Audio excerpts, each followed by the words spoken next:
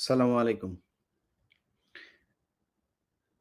আপনারা জানেন যে 'প্রথম আলো' এবং 'ডেইলি স্টার'কে নিয়ে বাংলাদেশের মানুষ যেভাবে ক্ষোভে ফুঁসে উঠেছে, সেটার বহিঃপ্রকাশ ঘটতে শুরু করেছে। গেল ১ দিন আগে 'প্রথম আলোর' সামনে একটা কর্মসূচি ছিল।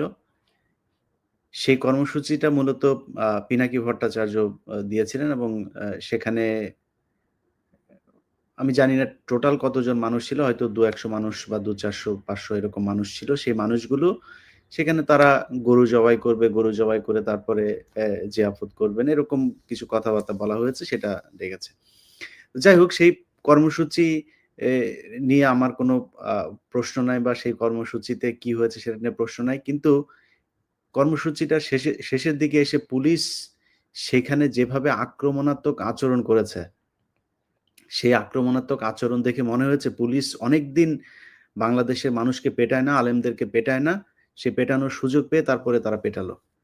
সেখান থেকে ৫ জনকে ধরে নিয়ে যাওয়া হলো শাহবাগে।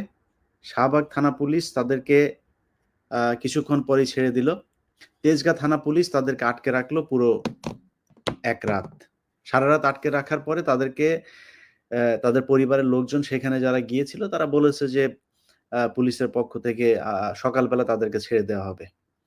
সকালে সেইখানে উপস্থিত যারা ছিল তাদের ভাষ্যমতে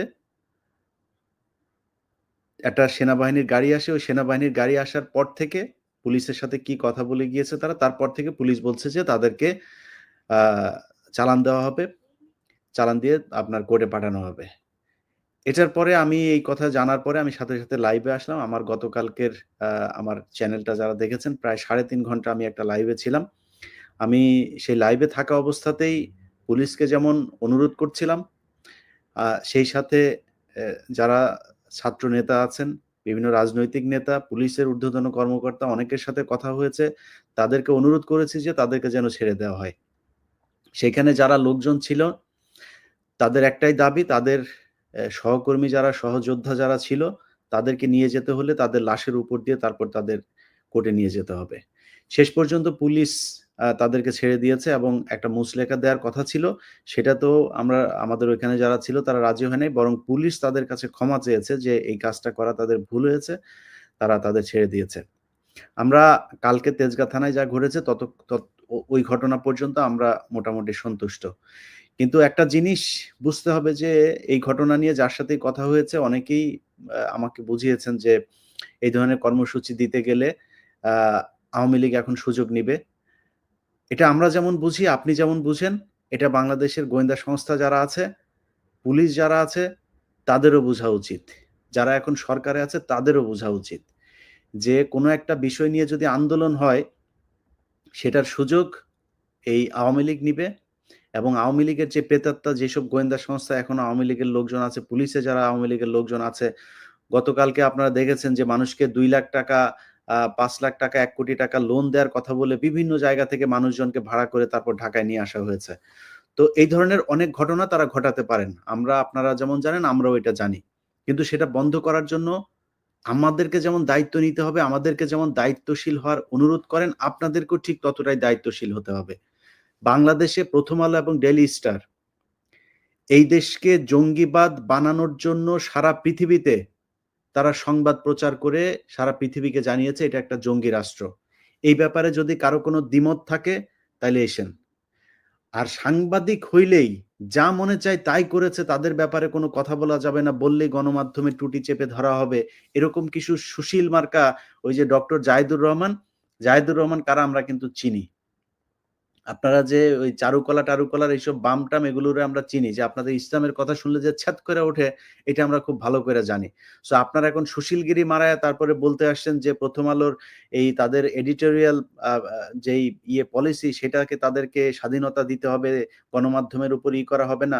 আপনার মতো এরকম বহু সুশীল দেখে আসি 'প্রথম আলোর' ওইখানে যায়া পা চাইটা ২,০০,০০০ ৫,০০,০০০ টাকা নিয়া তারপরে ওদের পা চাইটা এখানে এই কলাম লেখে। এগুলো বহু দেখে আসছি আমরা। এই দেশে এই আবুল আসাদের কথা মনে আছে? আবুল আসাদের কথা আমরা খুব মনে আছে যে কলারে ধরে ঘাড়-টাড় ধাক্কা দিয়ে কিভাবে তাকে অফিস থেকে বের করে দেওয়া হয়েছে। কোন অপরাধ ছিল তার? মোসাদ্দেক হোসেন ফালু এই দেশে থাকতে পারে নাই, ২১ টেলিভিশনের চেয়ারম্যান ২ বছর জেলখানায় ছিল। এই দেশে মাহমুদুর রহমানের কি অবস্থা হয়েছে তা দেখেছে। একের পর এক গণমাধ্যম এখান থেকে হয়েছে। এখানে সাংবাদিকরা চাকরি করতে পারে না, দেশ থেকে বের হয়ে যেতে হয়েছে। কনক সারোয়ার, তার সাথে তাকে জেলখানায় রাখার পরেও সরকারের শান্তি হয় নাই। তার বোনকে পর্যন্ত জেলে থাকতে হয়েছে প্রায় ১ বছর। কই ছিলেন তখন? তখন এই দেশে এডিটোরিয়াল যে পলিসি, সেই পলিসি কোথায় ছিল? এই যাদের কথা বললাম, এরা তো অপরাধ করে নাই, এরা তো এই দেশ বিক্রি করে নাই। প্রথম আলো, ডেইলি স্টার একদম প্রমাণ করে দিয়েছে। কারো বাপের যদি সাধ্য থাকে, আমি একা বসবো, প্রথম আলোর যত বুদ্ধিজীবী আছে তাদের বুঝাইতে হবে যে কোন এডিটোরিয়াল পলিসির মাধ্যমে এই দেশের এই আলেমরা যখন আটক থাকে তাদেরকে অজ্ঞাত স্থানে রাখা হয় বছরের পর বছর, সেইখানে গিয়া প্রথম আলো সাংবাদিক উপস্থিত থাকে। প্রথম আলোর যে নিউজগুলো করেছে জঙ্গি তকমা দিয়ে, সেই মেজর জিয়া থেকে শুরু করে হারুন ইজহার, জসিমউদ্দিন রহমানি, এদেরকে যে জঙ্গি বানানো হয়েছে, এর জবাব প্রথম আলোকে দিতে হবে। প্রথম আলোর অফিসের সামনে গিয়া গরু জবাই করা, নামাজ পড়া, ওগুলি নিয়ে আমার কোনো সে নাই। আমি ওই কর্মসূচি দেও নাই। ওইরকম কর্মসূচি যদি কেউ দেয়, আমি তার প্রতি আমার সম্মতি থাকবে। কিন্তু আমার কথা হচ্ছে যে তাদের ব্যাপারে কিছুই বলা যাবে না। একেক জনের কর্মসূচি একেক রকম হবে, খুব স্বাভাবিক। কিন্তু প্রথম আলোর ব্যাপারে আইনগত ব্যবস্থা নিতে হবে। যে মামলাগুলো এখন চলমান আছে, যে মামলাগুলো হচ্ছে, সেই মামলাগুলোর ব্যাপারে পুলিশকে পদক্ষেপ নিতে হবে। যারা এখনই আগে থাকতে এইসব জানার পরে এটা বলার চেষ্টা করছে যে প্রথম আলোর ব্যাপারে কিছু করা যাবে না, তাদেরকে একটু সাবধান হয়ে কথা বলতে হবে। গতকালকে সময় টেলিভিশনকে হুঁশিয়ার করে দিয়েছিলাম যে তাদের ব্যবস্থা নিতে। এইখানে নিউ ইয়র্কে আছে যে ছাত্র আন্দোলনের ব্যাপারে সরাসরি তাদের বিরুদ্ধে কাজ করেছে। এই টাইম স্কয়ারে তাকে এখানকার যে ছাত্র আন্দোলনের পক্ষে যারা আন্দোলন করেছে, তারা ধরে তাকে পিটিয়েছে। তারপরে কমল দে থেকে শুরু করে যারা আছে তাদের ব্যাপারে পদক্ষেপ নেওয়া হয় নাই। গতকালকে আপনাদেরকে আমার ফেসবুকে জানিয়েছি, তাদের যে জুবায়ের সহ ২ জন হত্যা মামলার আসামি হয়েছেন। এরকম প্রথম আলোতে কে কোন দিক দিয়ে কোন হত্যা মামলায় ঢুইকা যাবে, এর কোনো ঠিক ঠিকানা নাই। সো তাদেরকে সাবধান হয়ে চলতে হবে। যারা মনে করছেন যে বাংলাদেশে সাংবাদিকতা করবেন, যা মনে চায় তা করবেন, যা মনে চায় তাই করেছেন, এটার কোনো বিচার নাই। আপনাদের পেছন থেকে এখনো আমরা সরে যাইনি। এত সহজ মনে করলে হবে না। হিসাব ১৫ বছরের। এর কড়ায় গণ্ডায় দিতে হবে। তো যারা প্রথম আলো, ডেইলি স্টার সহ কালবেলার, সন্তোষ শর্মা, এদের যার এই জঙ্গি সম্পৃক্ততায় যারা বাংলাদেশে হাজার আলেমকে জেলখানায় রেখেছে, হাজার আলেমকে গুম করেছে, খুন করেছে, তাদের এটার জবাব দিতে হবে। এটার জবাব দেওয়ার জন্য কে কোথায় কোন আন্দোলন করলো, কি করলো, সেটা নিয়ে সমালোচনা করার চাইতে তাদের বিচার করতে হবে। কারোর যদি কোনো থাকে, কারোর যদি কোনো তর্ক বিতর্ক করার ইচ্ছা থাকে, এসেন, তারপরে বললেন যে প্রথম আলো, ডেইলি স্টারের কেন বিচার হবে না। তো প্রথম আলো, ডেইলি স্টার বন্ধ হবার কোনো দরকার নাই। তাদের এই ঘটনার সাথে মতিউর রহমান, মাহফুজ আনাম, টিপু সুলতান, সাবিয়া আলম থেকে শুরু করে এই গোলাম মর্তুজা, যারা জড়িত ছিল, তাদের সবার বিচার হইতে হবে।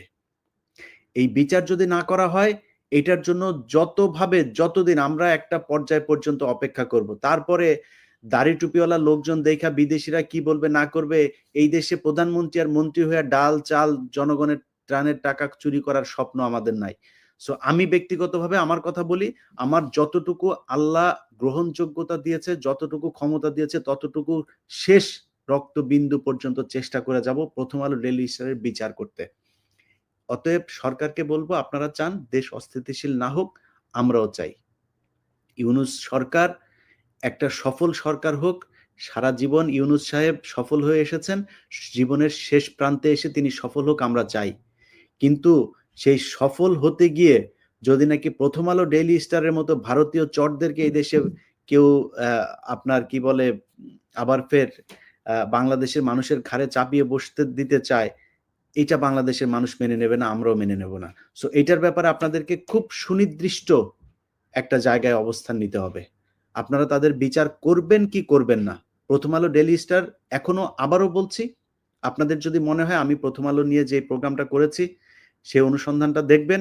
সেটা দেখার পরে সেখানে যারা বক্তব্য দিয়েছে, যে আলেমরা কথা বলেছে, আমার এই চ্যানেলে গত ৩ মাসে ভিডিওগুলো দেখবেন।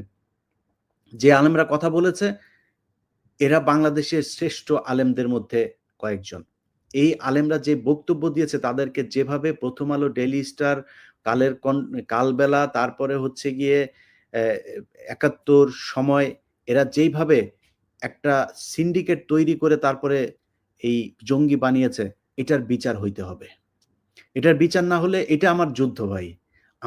আমি কে বাংলাদেশে এসে চুরি করলো, বাটপারি করলো, বিএনপির সময় বহুত চুরি হয়েছে। এতদিন যারা আওয়ামী লীগের লোকজন বলতেন বিএনপি আসলে বলবো না, বিএনপি এখন ক্ষমতায় আসবে। বিএনপির লোকজন চুরি করেছে, এখনো বলছি, তখনও বলছি সামনে বিএনপি চুরি করবে সেটা আগের থেকেই বলে দিচ্ছি। চুরি নিয়ে কোনো সমস্যা নাই। এই দেশে আপনারা যদি এখন দেওয়া হয় ক্ষমতায় বসানো হয়, আপনিও চুরি করবেন। ওইটা নিয়ে আমার কোনো সমস্যা নাই। বাংলাদেশের চুরির টাকা বাংলাদেশে থাকতে হবে। বাংলাদেশের উপরে, বাংলাদেশের স্বাধীনতা সার্বভৌমত্বের উপরে আরেক দেশ ছড়ি ঘুরাবে, সেটা আমরা হইতে দিব না। আমাদের সমস্যা সেই জায়গায়। অতএব ভারতীয় আধিপত্য বিস্তার করার জন্য বাংলাদেশে সূক্ষ্মভাবে মানুষের মস্তিষ্ককে এই ওয়াশ করার জন্য যে প্রথম আলো ডেইলি স্টারের যেই কারুকাজ, এটাকে বাংলাদেশে আর চলতে দেয়া যাবে না। আপনি গত কয়েকদিন ধরেও যদি দেখেন, প্রথম আলো কি করেছে বগুড়াতে? মাদ্রাসার ছেলে, তাকে বলল যে সে নাকি তার মাকে খুন করে তারপরে ফ্রিজের ভেতরে ঢুকিয়ে রেখেছে। দেখেন না এটা? প্রথম আলো সবার আগে নিউজ। প্রথম আলো নিউজ এখনো ২ দিন আগে তারা ওই যে ওর নাম কি সুলতানা কামাল, তাকে দিয়ে নিউজ করেছে যে শেকড় থেকে কি বলে যে রিসেট বাটন চাপলে যে ডক্টর মোহাম্মদ ইউনূস বলেছে না? রিসেট বাটন চাপলে নাকি এই প্রজন্ম মারা যাবে। তোদের রিসেট বাটন নিচে দিয়ে দেওয়া হবে সুলতানা কামাল তোমার। তোমাদের মতো চর, তোমাদের মতো ভারতীয় এজেন্ট আমরা বহু দেখে আসি। সুন্দর, সুন্দর মিষ্টি, মিষ্টি কথা বলে ৭১ যায় টক শো করতা, আলেমরা যায় জেলখানায় মরতো, বোমা মারতো, এগুলো বানায়, বানায় তারপরে তোমরা বলতা। মনে নেই আমাদের এগুলি? সো তোমাদের বুদ্ধিজীবী প্রতিটা ঘটনাকে কাউন্টার দেওয়া হবে। প্রথম আলো বুদ্ধিজীবী নিয়ে এসে আলোচনা করবে। প্রতিটা জিনিসকে একদম ওয়াচ ডগের মতো এখানে আমরা বসে, বসে তারপর দেখব কোথায় কি করে। সো সরকারকে বলবো আবারও যে আপনাদের কাছে অনুরোধ, আপনারা এই সরকার ভালো চলুক সেটা চান, আমরাও চাই। আপনারা ৩ বছর থাকবেন না ৫ বছর থাকবেন, আমরা বিএনপিও করি না ভাই, জামাতও করি না। আমরা চাই হাসিনা মুক্ত, ভারত মুক্ত দেশ। এরপরে কে ক্ষমতায় আসলো না আসলো, যায়ও না আসুন, আপনারা ১০ বছর না, আপনারা সারা জীবন থাকেন। কিন্তু দেশটা দেশের মতো চলতে হবে। এই দেশের মানুষের কথা বলার অধিকার থাকবে। এই দেশের মানুষ কোনো দেশের কাঁটাতারে ঝুলে থাকবে না। এই দেশের মানুষ তাদের যেই পত্রিকা, টেলিভিশন যেগুলো তাদের ট্যাক্সের টাকায় চলে, সেইখানে তাদের কথা বলবে। আরেক দেশের হয়ে তারপরে কথা বলবে না। সো এইসব জায়গাগুলো পরিষ্কারভাবে আপনাদের নিশ্চিত করতে হবে যে ইয়েস, আমরা মানুষের এই অধিকারগুলো সংরক্ষণ করব। আমাদের কোনো সমস্যা নাই। আপনাদের যা প্রয়োজন, আপনাদের যদি প্রয়োজন হয় বিদেশ থেকে টাকা পয়সা দেওয়ার, আমরা দরকার হয় ফান্ড শুদ্ধ দিব আপনাদেরকে। কোনো সমস্যা নেই। কিন্তু এদের ব্যাপারে একদম সুনির্দিষ্ট অবস্থান আপনাদেরকে নিতে হবে। যদি না নেন, তাহলে অস্থিতিশীল যদি হয়, এটা করার জন্য প্রয়োজনে আরো কিছু করা হবে। তখন আমাদেরকে দোষ দিতে পারবেন না। আমরা তাকিয়ে আছি এখনো, আপনাদেরকে আরো সময় দিতে চাই, ব্যবস্থা নেন। আমি মনে করি যারা ছাত্র এই প্রতিনিধি আছে, নাহিদ, আসিফ, আরো ছাত্র প্রতিনিধি নেন, তাদেরকে সর্বোচ্চ ক্ষমতা দিতে হবে। নাহিদ এবং আসিফ এখন এই মুহূর্তে সরকারে আছে, মাহফুজা আছে, তাদেরকে সর্বোচ্চ মানে ক্ষমতা দিতে হবে, তারা যেন এগুলো বাস্তবায়ন করতে পারে। আমি মনে করি তাদেরকে ঠিকভাবে যদি কাজ করতে দেওয়া হয়, কারণ তারা এই বিপ্লবটাকে ধারণ করে। এই নাহিদের শরীরের সেই দাগ এখনো কিন্তু আমাদের মনে আছে। সো তার উপরে যে নির্যাতন চলেছে, সে কোনোদিন বাংলাদেশের মানুষের সাথে বিট্রে করবে না। অতএব তাদেরকে সর্বোচ্চ ক্ষমতা দিতে হবে, তারা যেন এগুলো ব্যবস্থা নিতে পারে। যদি নাকি তাদেরকে চাপ দিয়ে এই সংস্থা, ওই সংস্থা, এই উপদেষ্টা, ওই উপদেষ্টা এগুলো করে যদি তাদেরকে এই প্রথম আলো ডেইলি স্টারের ব্যাপারে যদি ব্যবস্থা নিতে বাধা দেওয়া হয়, তাহলে আমরা তখন কিন্তু মানুষজন রাস্তায় নামবে এবং এই ধরনের বিশৃঙ্খলা তৈরি হইতে থাকবে। সো বিশৃঙ্খলা তৈরি হলে সেটার সুবিধা আওয়ামী লীগ নিবে, বিভিন্ন গোয়েন্দা সংস্থা নিবে, ভারতীয় গোয়েন্দা সংস্থা নিবে, হিন্দুরা নিবে, ইসকন নিবে। আমাদের যায়ও না আসেও না। আমরা চাই আপনারা ভালো থাকেন। আপনারা যদি না চান যে দেশ ভালো না থাকুক, তাহলে আমাদের তো আপনাদেরকে ভালো রাখার কোনো প্রশ্নই আসে না। সো আপনারা আমাদেরকে ভালো রাখবেন, আমরা আপনাদেরকে ভালো রাখবো, আমরা সবাই মিলে দেশকে ভালো রাখবো।